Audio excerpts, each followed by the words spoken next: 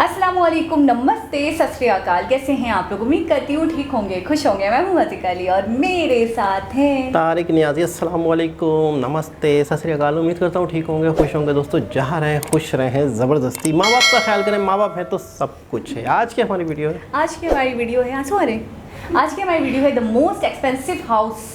तो स्टार्ट करते हैं अपनी वीडियो को। Let's start. इस वीडियो का टाइटल है the most expensive house in the world, Mukesh Ambani house. तो स्टार्ट करते हैं वीडियो को। दुनिया में बनाया गया 27 मंजिल। सबसे महंगा तरीन घर ना ही अमेरिका में है और ना ही यूरोप में, वो है इंडिया के शहर मुंबई में।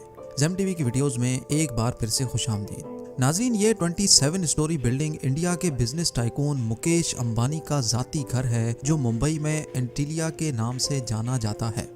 कई एस्टिमेट्स के मुताबिक इस घर की कीमत $2 बिलियन यानी 15,000 करोड़ रुपए है। लेकिन कई लोगों का मानना है कि एंटीलिया नहीं बल्कि बकिंघम पैलेस दुनिया का सबसे महंगा तरीन घर है, क्योंकि बकिंघम पैलेस की कीमत $5 बिलियन है। लेकिन बकिंघम पैलेस एक क्राउन प्रॉपर्टी है, जबकि एंटीलिया एक प्राइवेट घर है। अगर ये कहा जाए कि एंटीलिया दुनिया का सबसे महंगा तरीन प्राइवेट घर है तो गलत नहीं होगा। इस आलीशान घर में ऐसा क्या है जो ये दुनिया का सबसे महंगा घर कहलाया जाता है, ये आप जानेंगे आज की इस वीडियो में। इस घर में कई कमरे ऐसे हैं जिनकी छतें दुगनी हैं, जिसकी वजह से ये 27 मंजिला इमारत 50 या 60 स्टोरी बिल्डिंग लगती है।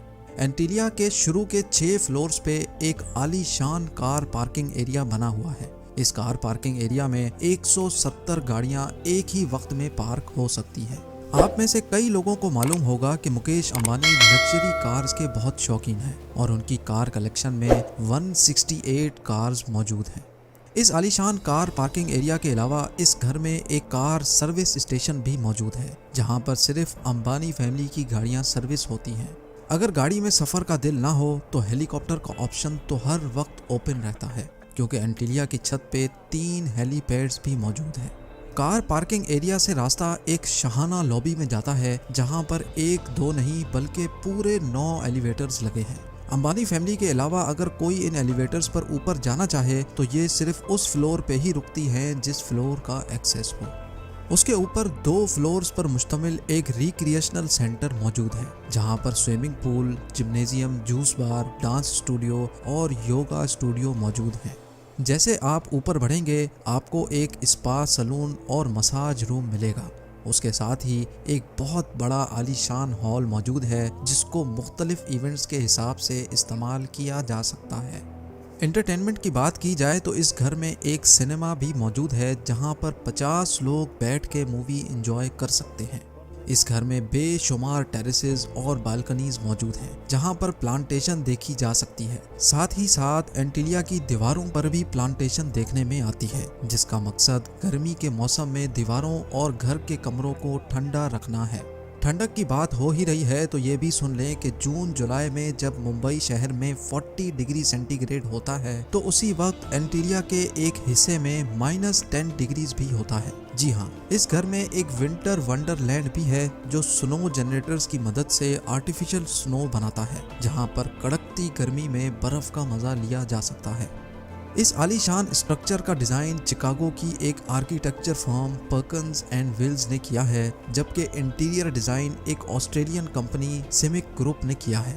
लेकिन हैरत की बात यह है कि ये 4 लाख स्क्वायर फुट की बिल्डिंग सिर्फ 5 लोगों के रहने के लिए बनाई गई थी, यानी मुकेश अंबानी, उनकी वाइफ नीता अंबानी और उनके 3 बच्चे।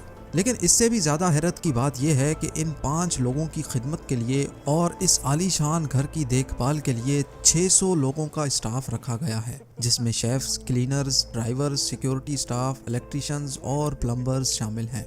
इन 600 लोगों की रिहाइश के लिए एंटीलिया में एक पूरा फ्लोर डेडिकेटेड है, जहां पर सारा स्टाफ रहता है। इस घर की कंस्ट्रक्शन में ज़्यादातर मार्बल, क्रिस्टल और मोती इस्तेमाल किया गया है। दुनिया जहां की इंटरटेनमेंट और फैसिलिटीज़ एक ही घर में होने के साथ साथ इस घर में एक मंदिर भी मौजूद है और कई हिंदू देवतीज़ के स्टैचूज भी इस घर में मौजूद हैं।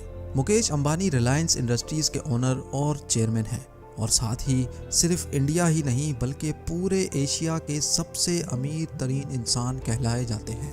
इंडिया जो पॉपुलेशन के लिहाज से दुनिया का दूसरा बड़ा मुल्क है, उसकी एक्सपोर्ट्स का एक बहुत बड़ा हिस्सा मुकेश अंबानी करते हैं, जो कि वाकई एक बहुत बड़ी अचीवमेंट है। और इसी वजह से मुकेश अंबानी दुनिया की सबसे अमीर तरीन लोगों की फहरिस्त में शुमार होते हैं। जी हाँ, $52 बिलियन यानी 3,900 अरब रुपयों के मालिक मुकेश अंबानी दुनिया के अमीर तरीन लोगों की फहरिस्त में 15वें नंबर पर आते हैं। अगर आप जानना चाहते हैं कि मुकेश अंबानी इतनी दौलत आखिर कहाँ खर्च करते हैं, तो इस वीडियो को लाइक करें। अगर इस वीडियो पे 100K लाइक्स आ गए तो मैं इस टॉपिक पर भी वीडियो बनाऊंगा। और अगर आप इस घर के बारे में मजीद कुछ जानते हैं तो नीचे कमेंट सेक्शन में ज़रूर बताएं। मिलते हैं अगली शानदार वीडियो में।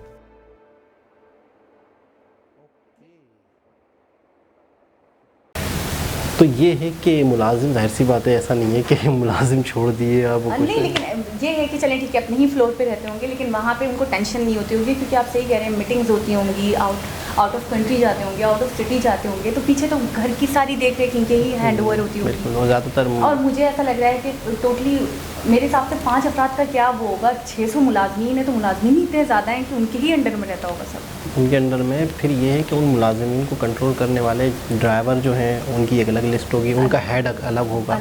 तो ड्राइवर जैसे हैं वो वैसे ही काम करते रहेंगे, खाना पकाने वाले जैसे हैं वो वैसे ही खाना पकाते रहेंगे अपने मुलाजमों के लिए सही।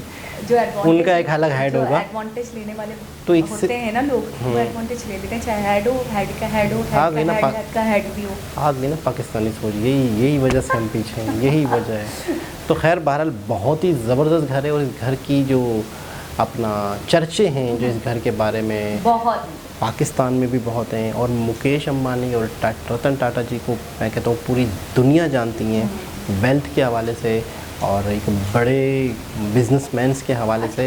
मैं कहती हूँ बिजनेस आइकॉन के लिए भी कहीं ना कहीं लक ज़रूरी। अब देखिए, इनके भाई के बारे में हमने सुना था कि कई केसेस चल रहे थे, बिल्कुल दिवाला हो गया उनके बिजनेस का, और वो नहीं जम सके, जबकि इनके फादर ने दोनों को हिस्सा बराबर कर दिया था, और ये कहाँ से कहाँ पहुँच गए। तो इसके पीछे यकीनन इनकी मेहनत है, इनका दिमाग है, इनकी अक्लमंदी है। अब इनके भाई को आप ले लें कि वो सब गंवा चुके हैं। असल में होता पता क्या है, क्या होता ये है कि आपकी जो स्ट्रेटजी है, आपकी जो प्लानिंग है, आपका जो बिज़नेस है, आप किस में हाथ डाल रहे हैं, किस में नहीं डाल रहे हैं। मिसाल के तौर पे इनके कोई एक ऐसा शख्स है जो बिज़नेस उसे सूट नहीं कर रहा, आप किसी और को देखा देखी कर रहे हो, किसी बिज़नेस में बड़ा फ़ायदा आपको दिख रहा है, आपके लिए वो सही नहीं है, आपको उसके बारे में नॉलेज नहीं है, आप हाथ डाल देते हो। बहुत सारी चीज़ें होती हैं।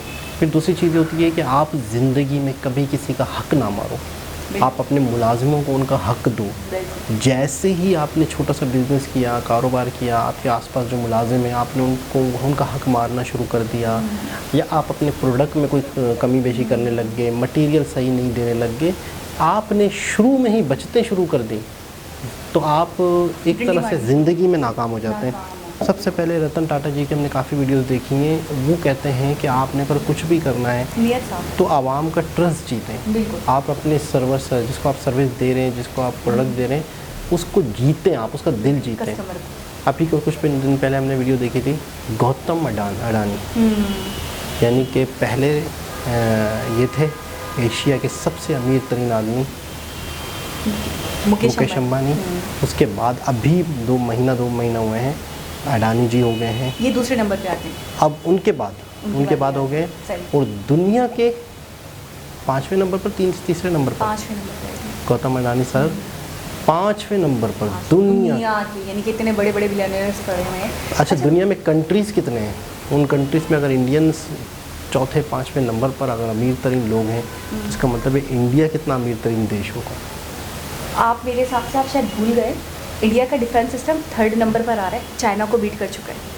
पहले पे यूएस, दूसरे पे रशिया। तो आप यहाँ से आइडिया लगाए ना कि जिनका डिफेंस इतना स्ट्रॉन्ग है, जिनकी इकोनॉमी इतनी स्ट्रॉन्ग है, तो वहाँ पे क्या बिलियनियर्स नहीं होंगे, वहाँ पे क्या बिजनेस टाइकून्स नहीं होंगे। तो ये है कि हम पैसे जमा कर रहे हैं, शुरू कर दिए हैं, इससे थोड़ा सा ऊँचा घर हम बनाएंगे, थोड़ा सा बड़ा, इससे थोड़ा सा ऊँचा मतलब बड़ा, इससे भी बड़ा बनाएंगे ना। हाँ, मुझे पिंच करें, ये ख्वाबों की बातें हैं ना। पिंच करना ऐसे होता है। अच्छा, कैसे काटना होता है? इसको कहते हैं पिंच करना। हाँ होश आ गया। होश आ गया क्या ना? हुआ क्या हुआ कुछ क्या था? नहीं हुआ, आप 27 अच्छा, मंजिला इमारत को देख के कह रहे थे इससे ऊंचा मैं बनाऊंगा। तो बनाएंगे, इंसान की जितनी सोच ऊंची हो इंशाल्लाह हम बनाएंगे, ज़रूर बनाएंगे। फिर मुकेश अंबानी को हम इनवाइट करेंगे अपने घर में। बिल्कुल करेंगे अगर वो आएंगे तो, फीता काटने के लिए। लेकिन मैं कहता हूँ क्या हुआ? फीता तो जूते का होता है ना, वही बिल्डिंग जो के रिबन होता फीते। है, रिबन होता है।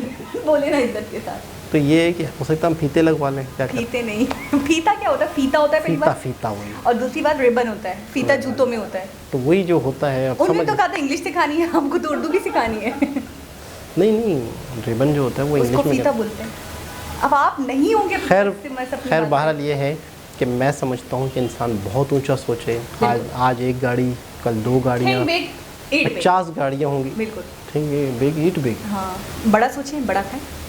हासिल करें होता ना, खाएं क्या मतलब। मतलब आप जैसा सोचेंगे, अब वो उसको हासिल करने में आप ले लें, वो आपकी सोच है। लेकिन आपने खाने में सोचा, आपकी सोच है। मेरी चलो सोच ठीक है, खाने आपकी पे सोच है। पेट तक ही रहती है तो हमने क्या कर सकते खाने हैं। पे। खैर एक बहुत ही ज़बरदस्त वीडियो, मोटिवेशनल वीडियो, और इंसान को बड़ा सोचना चाहिए, अच्छा सोचना चाहिए कि ज़िंदगी में इंसान बहुत अच्छा घर बनाए। बिल्कुल। तो बहुत ही ज़बरदस्त लगा। दोबारा किसी वीडियो से मुलाकात होगी, जब तक के लिए अल्लाह हाफ़िज़। मोटिवेशनल